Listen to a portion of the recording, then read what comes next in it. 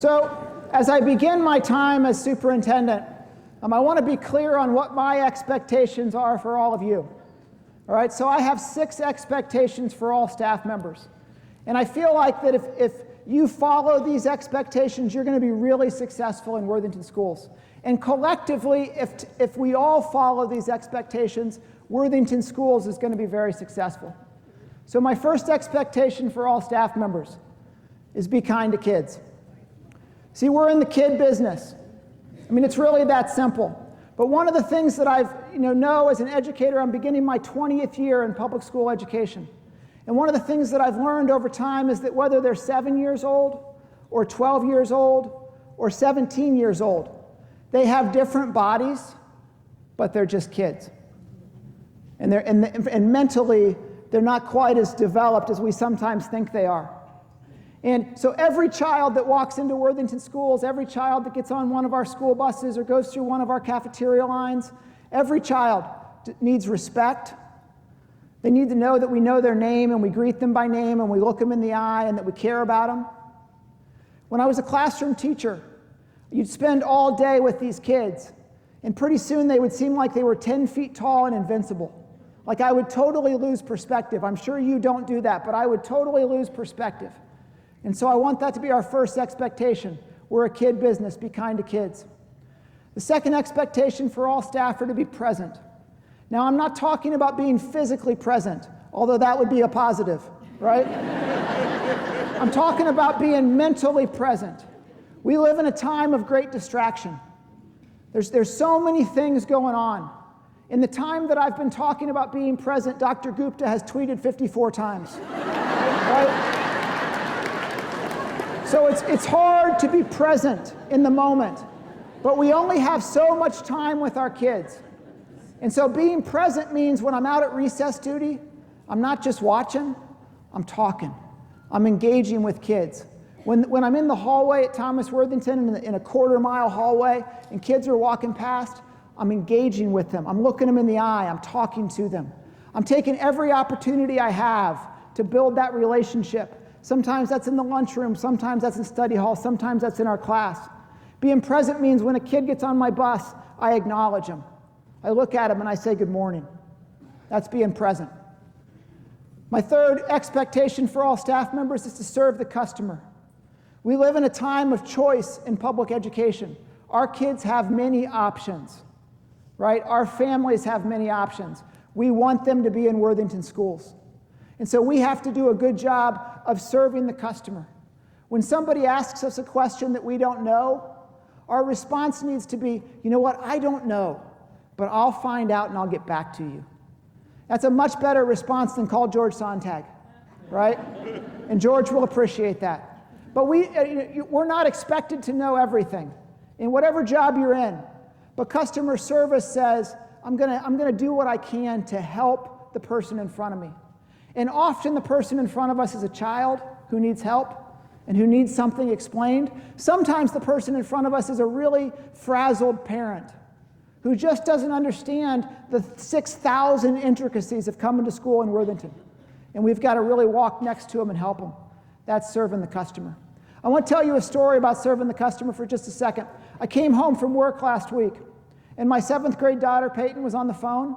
And that was kind of weird, frankly, because she always has her cell phone in her hand, but she's usually playing a game or she's, texting somebody. Almost never is she actually talking on the phone. And so I assumed that she was talking to her grandma, because normally if she's talking to her grandma. And so I kind of looked at her and I'm like, who were you talking to? I'm trying to mouth it without, and she's like pushing me away. And so then I'm like, I wonder if she's talking to a boy, right? So, I'm trying to, getting a little nosier as a dad should, right? And eventually, she's getting really, really annoyed with me, which happens often. And eventually, she kind of pulls the phone around from her face, and she puts her hand up. She's like, I'm talking to my teacher, Mrs. Cullinan. And I thought, how cool is that, right? Now, it's the week before school starts, and my child is on her phone having a conversation with her teacher, and her teacher is just checking to say, are you ready to come to school? Did you have a good summer? we're ready to have you. Now that's customer service, and that was cool. So my fourth expectation is communicate, communicate, communicate. We can't communicate enough. You know, I mentioned that we live in this time of distraction, and we do. And so it's hard for parents to focus on the communication that we give. They're not really sure, do I read the 300 emails that I got today? Or do I, check my Twitter feed or my Facebook feed, or is the school website the place to look? We have to really focus our communication and get families what they need. But two other pieces on communication. Number one, if we don't tell our story, somebody else is going to tell our story for us. And guys, we have a great story in Worthington Schools. Amazing things happen from 6:15 in the morning when kids get off the bus until 11 p.m. at night every single day in Worthington Schools. But we have to tell those stories. We need people to understand the really cool things that happen in our schools every day. So I'm going to ask you, as one of the 1,200 people in here, step back, take a minute and tell that story. Okay? The second thing is, you are a trusted member of this community, whether you want to be or not.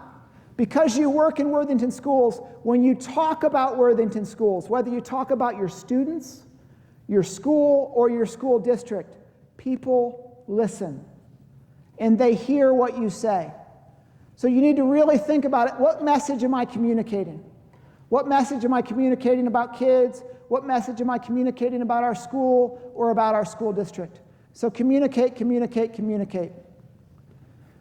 My fifth expectation is you have to believe in growth. And we're talking about throughout the year. I'm going to speak about what it means to me to believe in growth in just a few minutes. So I'm going to save this one. I'm not going to talk a whole lot about believing growth right now. But as I talk later on, I want you to really think about, okay, this is what he meant by believing growth. This is what he meant by believing growth. So our first expectation was be kind to kids. Our second expectation was to be present. Third was serve the customer.